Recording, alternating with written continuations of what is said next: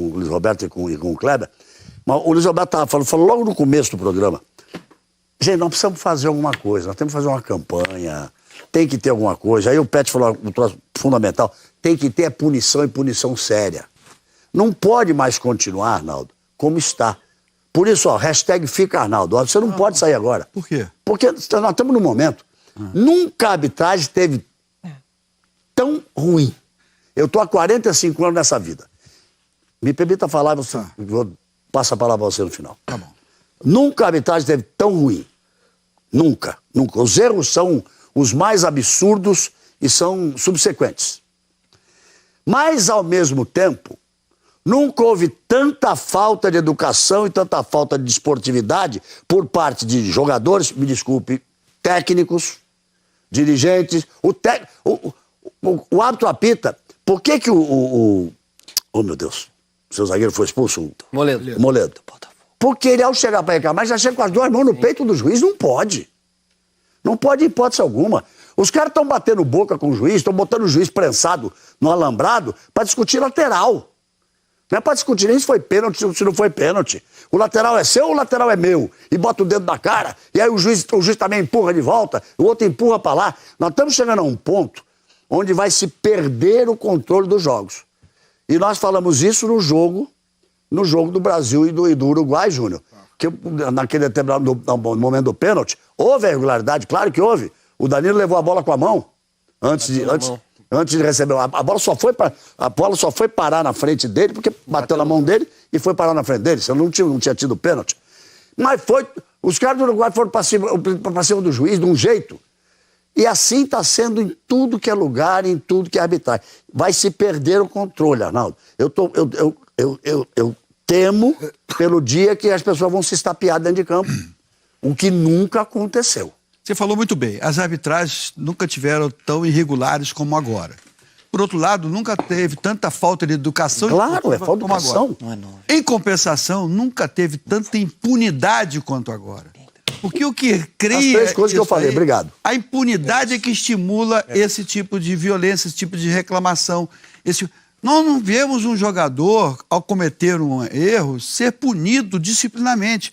Infelizmente, os tribunais usam subterfúgio de efeito suspensivo, que é um negócio absurdo. Então, as punições não são dadas. E quando há a punição financeira, não dói no bolso do jogador, porque muitas vezes o clube paga essa punição. Infelizmente, a impunidade é que estimula essa situação que nós estamos tendo. Enquanto você estava falando ali, Arnaldo, você vê o momento... não vi, ali não há maldade, não há nada. A forma com que o D'Alessandro puxa o juiz pelo árbitro, que o outro empurra, ou os jogadores do Botafogo que vem chegando quando é o momento do Botafogo. Estamos usando esse jogo como exemplo. Todos os jogos. Todos os jogos. Arnaldo. Em todos os jogos é uma coisa impressionante. É falta de educação, falta de educação esportiva e falta de educação enquanto cidadão. E falta de respeito pela autoridade que o árbitro tem que ter. E se o treinador de um lado começa a reclamar muito e o outro fica sentado, a própria torcida vai assim, nosso treinador é um bananão. Ela fica sentado. Vai lá para a beira do campo reclamar. Aí isso estimula o jogador a reclamar. A sua opinião é a opinião de mais peso que existe na história da comunicação esportiva brasileira em relação à arbitragem, Arnaldo. Tá certo, Júnior? Aí essa brincadeira que a gente tá fazendo, o Arnaldo tomou uma decisão na vida, que é uma decisão familiar, de vida, é absolutamente compreensível. Mas vai fazer falta mesmo. Porque é um momento em que a palavra dele é muito forte, muito pesada, porque é a maior autoridade que nós temos. É o cara que apitou, o primeiro não europeu a apitar a final de Copa do Mundo. É o primeiro que veio fazer esse trabalho. Criou uma nova função na área de comunicação esportiva de tantos profissionais que aí estão. É um momento em que é preciso... Olha lá, olha, esse é outro jogo. Ó. Esse é o jogador do Vasco. Vasco e Corinthians. O juiz errou. Era pênalti a favor do Vasco? Era. Ou não era, Arnaldo? Era pênalti a favor do Vasco. Mas não tem que dar peitada, não tem que sair empurrando. Mas esse momento da arbitragem também, na questão do comando, não influencia em todo esse processo de pressão em cima do árbitro, de desmoralização da própria profissão? Acho que é um geral, de vídeo que não funciona. Acho que virou um caos geral. Uma série de fatores levam a essa situação toda. E um dos fatores é que os árbitros também não têm uma referência. Hoje não tem um árbitro que apite, que todo mundo sei, vamos apitar como esse árbitro, vamos ser cumpridores da regra. E eles cometem alguns erros que são até fáceis de detectar, que têm que ser corrigidos. Infelizmente, não tem esse tipo de correção. Nunca a CBF gastou tanto dinheiro em curso de arbitragem. Outro dia, o Cláudio Cerdeira, que é da Comissão de Arbitragem da CBF, falou assim, Arnaldo, eu em 1 ano de CBF, eu fiz muito mais curso que 20 anos de arbitragem. Então a CBF gasta, mas eu acho que não está gastando de forma correta para orientar melhor os talvez árbitros. não falte na CBF em cargo de maior importância dentro desse mundo da arbitragem, nome de peso. Mas de peso, que eu digo é de peso, não basta ter sido exato. Eu digo é nome de peso. O Galvão. É juiz de Copa do Mundo, Galvão, é juiz de semifinal de Copa do Mundo, juiz de final de Copa Galvão, do Mundo. Tá certo, Léo? Galvão, o futebol brasileiro é muito engraçado. O árbitro brasileiro que foi a última Copa do Mundo foi a 2 Copas do Mundo, Sandro Meirahit. Nos últimos 8 anos, é o árbitro que mais participou de cursos internacionais. O que a CBF tem que fazer quando acaba a Copa do Mundo e ele diz que não quer para apitar? Traz para a CBF é isso que eu tô dizendo. E vai orientar o juiz. Olha, eu fiz curso, é isso, assim, assim, assim. Cadê? O Arnaldo, eu acho que a questão... Não fizeram. Eu acho que a questão dos árbitros estão perfeitamente. Mas eu acho que precisa fazer uma campanha mesmo, só com os jogadores. Também. Deixa os caras precisam ter. Também Os caras precisam ter a consciência que toda vez que acontece esse bolinho, você não vê na Europa ninguém tocar no árbitro. Júnior, mas tem mais gente nisso, Júnior. Tem dirigente.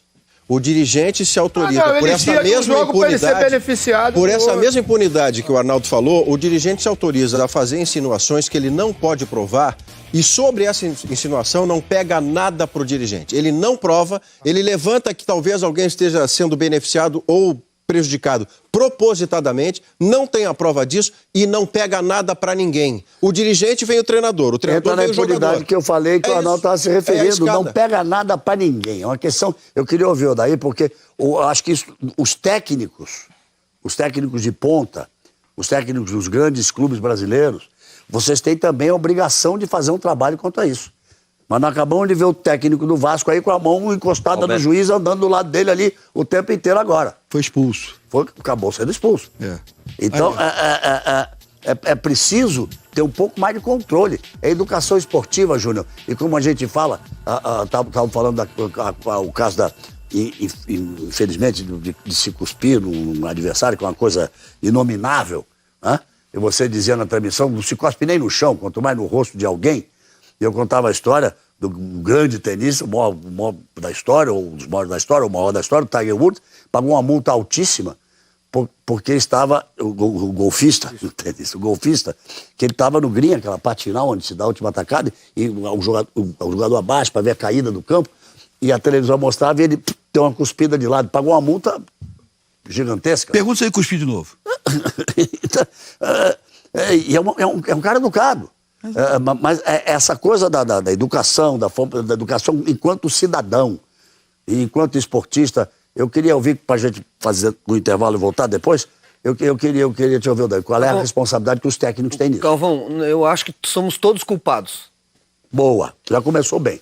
Nós somos todos culpados. Todos, ninguém está livre desse Não, processo. e nós aqui também. Nós todos. Nós temos que... eu acho que nós temos que partir para um próximo passo.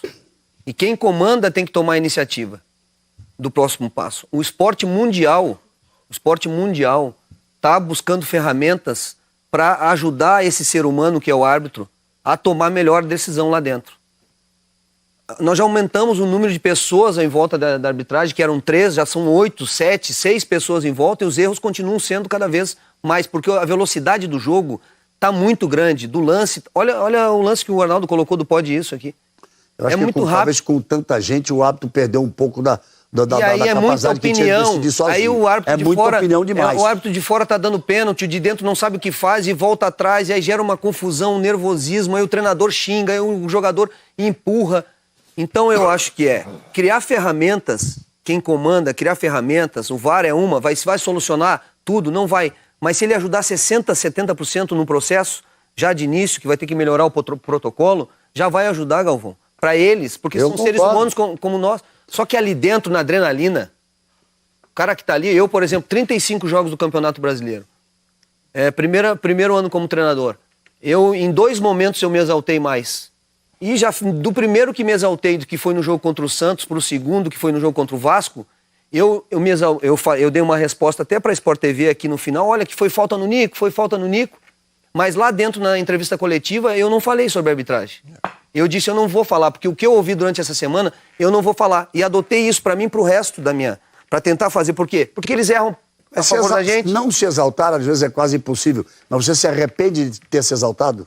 Não, é que eu não fui, por exemplo, contra o Santos, eu me exaltei, mas não fui mal educado, eu fui lá dentro, caminhei, tanto que tá na súmula que eu fui educado com ele e tal, mas nem sempre, às vezes, a gente é, Galvão. Claro. Naquele calor, naquele momento, às vezes tu tá fora do teu controle, e aí eu concordo contigo. Se você passa do ponto, ou você como treinador ou como jogador, você tem que ter punição. E se eu passei do ponto, ou se eu daqui pra frente passar do ponto, eu tenho que ter punição. Mas o árbitro também tem que ter punição quando ele passar do ponto. Mas tem que ser afastado. Mas o que está acontecendo também, a arbitragem está muito na defensiva e está criando um embate com o jogador, com o atleta dentro do campo. Eu já vi muito relato de jogador falando que o árbitro vem de uma forma muito agressiva com ele, e o cara tá nervoso. Então, nós todos temos essa mão pra cá e mão pra lá também tem do árbitro. Tem muito árbitro fortão agora que já chega empurrando o jogador também. Eu nunca vi você empurrar ninguém. Ele falou... Eu conheço você, porque a gente tá falando da brincadeira. De quando você começou a apitar, logo depois que você começou a apitar, logo a seguir eu tava já trabalhando. Você vai contar aquele jogo da Copa do Mundo que você entrou em campo para me dar instruções? Não, pessoal, eu fui dar um conselho. E ele gostou e carrega até hoje. Eu fui bem. O jogo lá no Peru... Não, foi uma pergunta que eu fui fazer. Não, o jogo do Peru... Essa vale a pena. Peru e Uruguai, uma guerra no intervalo. As pessoas gostam de histórias antigas. Eu fico no meio do campo e chega pro Luiz Carlos Félix e pro Romualdo, vamos ficar aqui, porque se a gente for pro vestiário, a gente vai levar uns tapas lá dentro. Vamos ficar no meio do campo. O jogo, uma guerra. De repente, estamos nós três conversando, não quero nem água, para não vir o cara com água e falar bobagem pra gente. De repente, eu vejo um cara chegar e falar, olha, tá bem, mas tem que prender mais o jogo. Não, tá soltando o jogo. Inventando. Eu olho, era o Galvão que trabalhava tá inventando. Valia a última vaga para a Copa do Mundo de 82. O jogo era Peru e Uruguai. O Peru se classificava pelo empate.